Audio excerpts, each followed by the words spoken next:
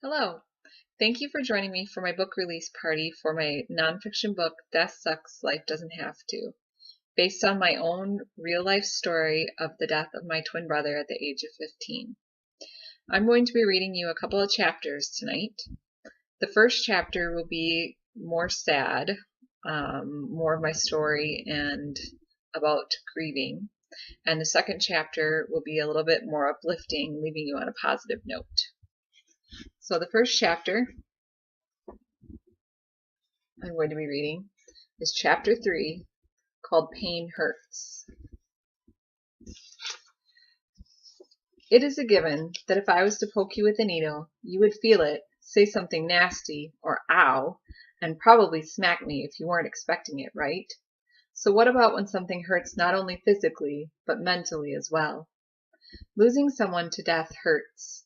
Many twins with whom I have spoken over the years who have lost their twins told me they actually felt something physical when their twins died. A sharp pain, a feeling like something hit them really hard in the stomach or in the chest, or even an electrical shock. I did not experience anything physical when my twin died, but boy, I felt the worst pain mentally capable in a human brain. Remember when I mentioned the tear that came out of my twin brother's eye and rolled down his cheek as my mom and I did CPR on him? Part of the reason that moment was so significant for me is that at that moment I felt my twin leaving. More than that, I felt his emotions as he left. I felt his pain, I felt his confusion, and I felt his regret. It poured from him into me, if only for as long as it took that tear to slide down his cheek. Call it a weird twin connection, call it shock, or call it whatever you want. But I had a real moment when I was connected to another person as he left his body. This has been true for the many other people I've talked to who felt something physical. Whether we like it or not, facing the death of another person hurts. For each of us who is a twin, who lose a twin, amplify that times 100. Death brings with it something none of us is prepared for. It brings with it a wave of feelings that bowl us over and swallow us whole. Shock dulls those feelings somewhat, but they are still there under the haze. Each of us handles these feelings of anger, despair, helplessness, fear, and depression, as well as many others, differently. Some, like I did, run from them because we feel like we can't face them. We keep as busy as possible so we don't have a moment to stop and think about it, or literally move from place to place. Some just plain deny it happened, pretending it happened to someone else. Some make up a story in their minds that those loved ones are not really dead, just out of the matrix. I did that too. Some pretend that they are okay to others, bravely face the world, going back to work or school and saying things like, yes, it sucks, but I'm okay, only to dissolve into a crumbled heap on the bathroom floor sobbing. I did that too. Unfortunately, the pain of losing someone hurts. The sooner you face that, the better. Also, unfortunately, you have to face it. You cannot outrun grief. It will find you in other ways. I ran as fast as I could, but we all are forced to sleep eventually. So now I grind my teeth so hard I had to have a special mouth guard made by my dentist because I bit through the cheap ones. I have had nightmares and flashbacks for 13 years, which I had every night for 8 years. I wake up clenching my hands, my eyes, and my whole body into a ball so tightly I have to concentrate to uncurl myself, and I ache for most of the day. Denial does not work. That person is dead. It sucks. No matter how much we want our loved one back, he or she is not coming back.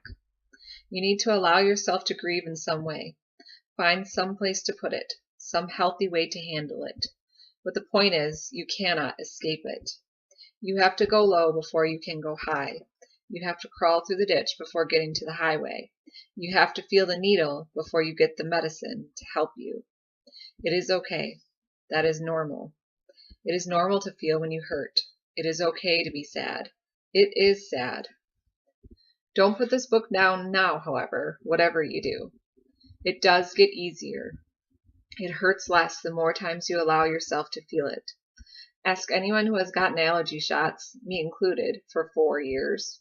You do eventually get used to being stabbed with a needle.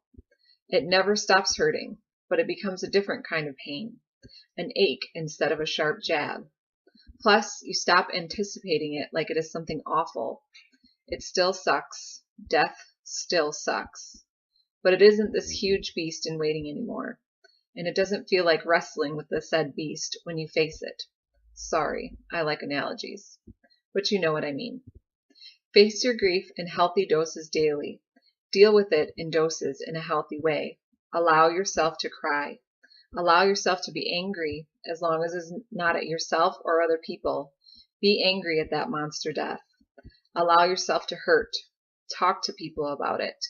Talk to those who share your grief, and if you have to or feel the need to, talk to someone who can give you advice, such as your pastor, a support group, a counselor, a therapist, or a grief counselor. Let it out. You will be happier and healthier in the long run. I promise. So that was the sad chapter.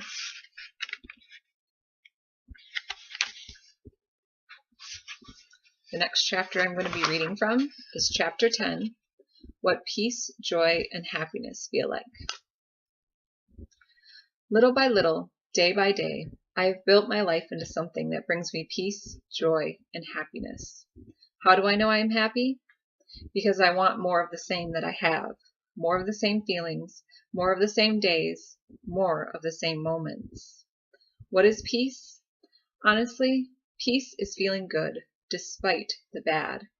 Grief is awful, and there are things in life that are really hard on top of grief. Finding peace is being okay, despite life and despite grief. How do I know I have peace? Because I enjoy each of those things almost all of the time. I enjoy the feelings I am flooded with now. I enjoy my days, and I enjoy the many moments that make up my days. Finally, joy. Oh man, joy is something I have sought for so long. You know, you can always tell when a person is full of joy. They are the people who you just love to be around. You love to listen to them. You love to spend time with them. They make you feel good just by being near them. You know who I'm talking about. Although I am modest, and I'm not sure anyone would love to be around me constantly, there are times now when I want to be around me. Ah, that's right. When you experience joy, you actually like yourself. You like how you feel. You like how you make others feel. You like who you are, and you like the things that you do. That is ultimate joy right there. In my life, I feel those things most of the time now. Of course, there is still that wave in my life, that wave of grief that crashes into me. The thing is, though, that wave feels a lot less powerful. That isn't true, of course. The horrific loss of my twin brother is no less awful. The world is no less robbed of him, and I miss him just as much every single day as I did the day that he died. However, I am so much stronger than I was so many years ago. That wave keeps coming, but it almost never knocks me down now. Or if it does, I get right back up. I never thought I would be able to say that. Through my shock, my grief, my depression, my health problems, my stress, I thought my grief would always drown me, that I would never be able to talk about him or his death without losing it completely. In the beginning, that is true. You can't. It hurts too much, and you are not strong enough yet. But the thing to remember is that you will be. Then when you are, you will have the honor of sharing the person you lost with the world, like I do. You will get to talk about that special person in fondness. You will have the joy of remembering the wonderful memories you made with that person. You get to share how much this person affected those around him or her in such powerful ways. In my case, I get to talk about the fact that I grew up with a twin, had an awesome childhood as a twin. How special is that? I get the honor of teaching my children about Brad, how great Uncle Curly truly was, and how much he meant to me. Hang in there. Feel the pain. Grieve. Then get back up and keep going. Be relentless in your pursuit of peace, joy, and happiness. I promise you, you will find them. If I can, after all that I have been through, so can you. Thank you for joining me tonight, and thank you for taking the time to listen to 2 chapters of Death Sucks, Life Doesn't Have to.